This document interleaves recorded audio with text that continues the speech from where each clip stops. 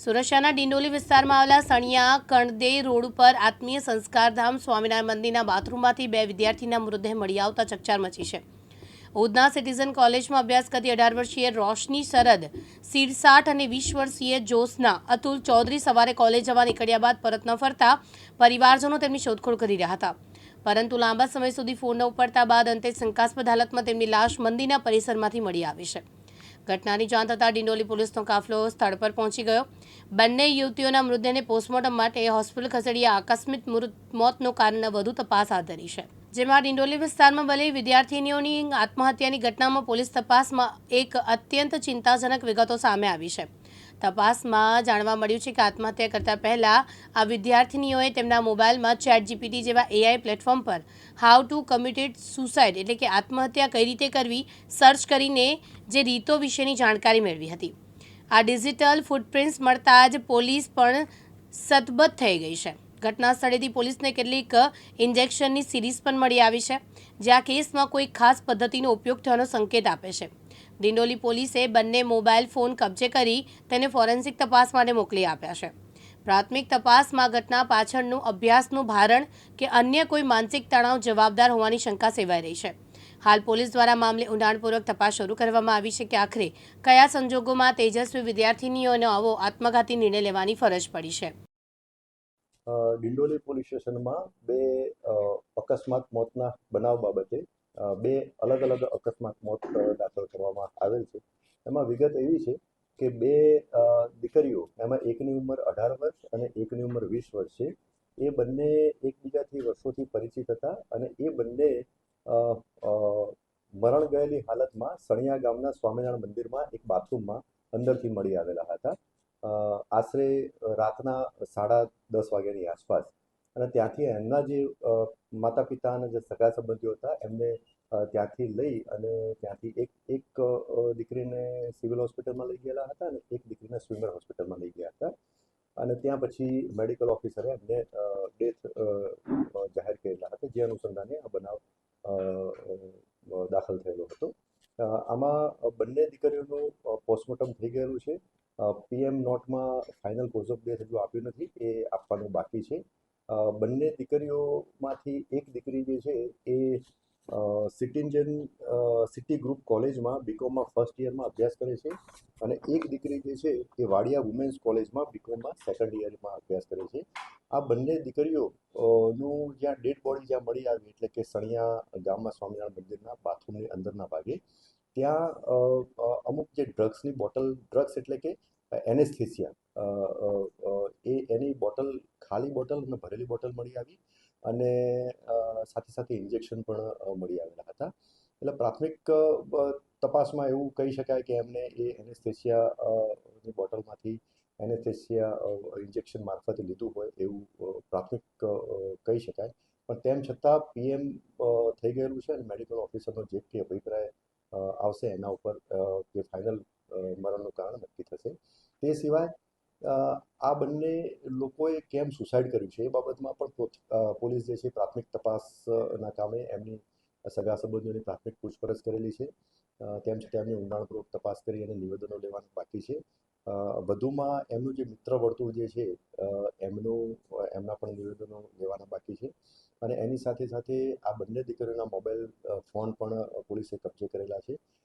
એમાં એમને પણ FSLમાં મોકલી અને વધુ તપાસ એમાં કરવાની બાકી છે। એટલે આમ તપાસ અત્યારે પ્રાથમિક તબક્કામાં છે અને ફાઇનલ કોર્સ આવવાનું બાકી છે।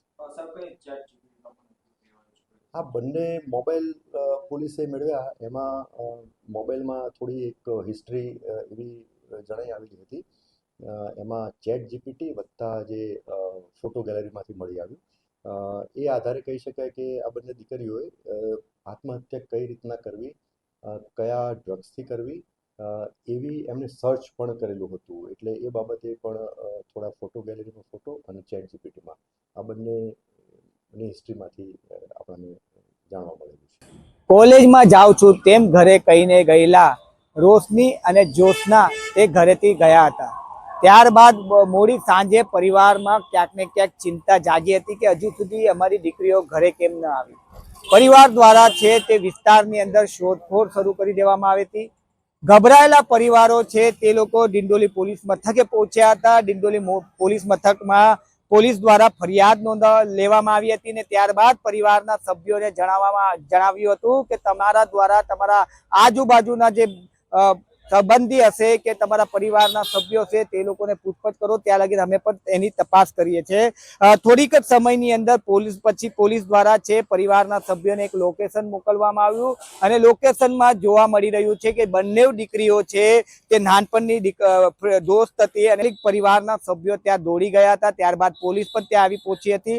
પરિવારના સભ્યો દ્વારા બહાર ચપ્પલ જોઈ લીધી હતી અને ત્યારબાદ પરિવારના લોકોને ક્યાંક ને ક્યાંક ખબર પડી ગઈ હતી કે ક્યાં હોઈ શકે અહીં અમારી જે દીકરીઓ છે તે અંદર જ હોઈ શકે છે. તાત્કાલિક ત્યાંના ટ્રસ્ટીઓને ફોન કરવામાં આવ્યો, ત્યાં ટ્રસ્ટીઓને બોલાવવામાં આવ્યા. તે તાળું તોડીને જ્યારે અંદર પ્રવેશવામાં આવ્યો ત્યારે તે બેવ દીકરી છે તે અંદર હોવાની શંકા ગઈ હતી. ત્યારબાદ છે પરિવારના સભ્યો અને પોલીસ દ્વારા છે સીસીટીવી ચકાસવામાં આવી હતી. સીસીટીવી ની અંદર સ્પષ્ટ જોવા મળે છે કે બંને દીકરીઓ ચપ્પલ કાઢે છે, ત્યારબાદ અંદર જાય છે બાથરૂમ ની અંદર અને પછી સ્ટોપર મારે છે ને ત્યારબાદ છે તે સ્પષ્ટ જોવા મળતાની સાથે જ પરિવારના પગથી જમીન ખસી ગઈ હતી અને ત્યારબાદ પોલીસ અને પરિવારના સભ્યો દ્વારા તે બંને દીકરીને ત્યાંથી બહાર કાઢવામાં આવી હતી. પરિવારના સભ્યો છે, આપણે એમની સાથે વાત કરીશું. જે કેવા પ્રકારની ઘટના હતી, શું સમગ્ર ઘટના બની હતી ને આપ શું કોણ લાગો છો પરિવારને? એ મારી દીકરી જ છે અને એ કોલેજ જવા માટે 7 વાગે નીકળેલી ઘરથી કોલેજનું કહીને, પણ કોલેજ પહોંચેલી નહીં હતી અને કોલેજનો ટાઈમ છે એનો આવવાનો 12:30 1 વાગ્યાનો. તો 12:30 1 વાગ્યા દરમિયાન આવી નહીં. તમે 2-4 ફોન કર્યા પછી અમે એવું સમજ્યું કે ટ્રાફિકમાં હશે યા ગાડી ચલાવતી હોય તો કરે ફોન સામેથી, પણ એનો કોઈ ફોન આવ્યો નહીં. તો અમે પછી એ 1:30-2 વાગ્યા પછી અમે લગાતાર ફોન કર્યા, 40-50-100 ફોનની ઉપર અમે કર્યા તો પણ અમને રિપ્લાય નહીં મળ્યો. તો અમે પછી 3 વાગે પોલીસ સ્ટેશને ગયા. પોલીસ સ્ટેશને એફઆઈઆર નોંધાવી પછી અમને કીધું કે તમારા સગા વાલી હતા તમે તપાસ કરો, તમે એફઆઈઆર અમે લઈ લીધી છે, 24 કલાકમાં અમે તમારી કાર્યવાહી ચાલુ કરી દઈશું. પણ જેમ જેમ ટાઈમ વધતો ગયો, રાત પડતી ગઈ તો અમે ટેન્શનમાં આવતા ગયા. પછી અમે લોકેશન મળ્યું, લોકેશન અમને ખરવાસાનું મળ્યું. પહેલાં તો ખરવાસા આખું અમે શોધી કાઢ્યું, ગામડા ખેતર હાથે. પછી સનિયાનું મળ્યું, તો સનિયામાં બી અમે બહુ બધું શોધ્યું. સનિયાનામાં પછી અમે 8 વાગે અમને છોકરાનો ફોન આવ્યો કે એક્ટિવા અહીંયા પડેલી છે. તો અમે બધા ત્યાં ગયા. પછી ત્યાં સ્વામિનારાયણ મંદિરના બધા એ લોકોને કીધું કે ભાઈ ચપ્પલ અહીંયા છે, ગાડી અહીંયા છે, તો છોકરી ક્યાં છે? તો એમ કે બધું મંદિર તો બંધ થઈ ગયું. તો અમે પછી એમને કીધું કે ભાઈ અમને ડાઉટ છે કે છોકરી અહીંયા જ કશે છે. તો એ લોકોને અમને મંદિર ખોલી આપ્યું. અમે આખું મંદિર ચેક કર્યું. 7 માળનું મંદિર છે, બહુ મોટું મંદિર છે. એ આખું ઉપરથી નીચે સુધી કરવા માટે અમને 3 થી 4 કલાક લાગ્યા. પછી અમને એક લાઇટ દેખાવી બીજે ફર્સ્ટ ફ્લોર કે સેકન્ડ ફ્લોર પર, એ લાઇટ ચાલુ હતો. તો અમને એમને કીધું કે આ લાઇટ કેમ ચાલુ છે? અહીંયા તો સેન્સર છે, બધું બંધ છે. હા, પણ લાઇટ.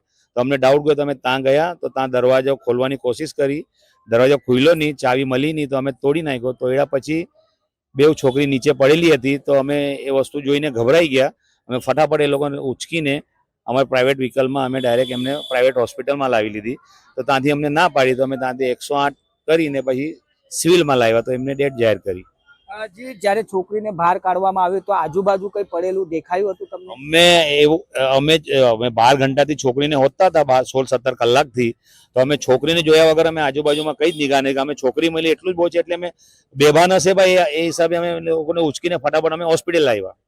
જી, જે પ્રમાણે પરિવારના સભ્યો દ્વારા છે તે ગભરાઈ ગયા હતા અને ત્યારબાદ ત્યાં બાથરૂમમાંથી જે બંને દીકરીઓ છે તે લોકોને લઈને પ્રાઇવેટ હોસ્પિટલ ગયા હતા અને ત્યારબાદ છે નવી સિવિલ હોસ્પિટલ ખાતે લાવવામાં આવ્યા હતા. અને અત્યારે હાલ આપ જોઈ શકો છો કે પોસ્ટમોર્ટમ રૂમની અંદર અત્યારે બેવ જે ડેડ બોડી છે તે મૂકવામાં આવી છે. તેની જે પોસ્ટમોર્ટમ રિપોર્ટ છે અત્યારે હાલ કરવામાં આવશે અને ત્યારબાદ જ સાચી હકીકત જાણવા મળશે કે કયા કારણોસર આ લોકો દ્વારા જે આત્મહત્યા કરી છે, અકસ્માત થયો છે કે પછી કોઈ દુર્ઘટના ઘટી છે, તે દિશામાં ડિંડોલી પોલીસે તપાસના ધમધમાટ છે તે શરૂ કરી દેવામાં આવ્યા છે.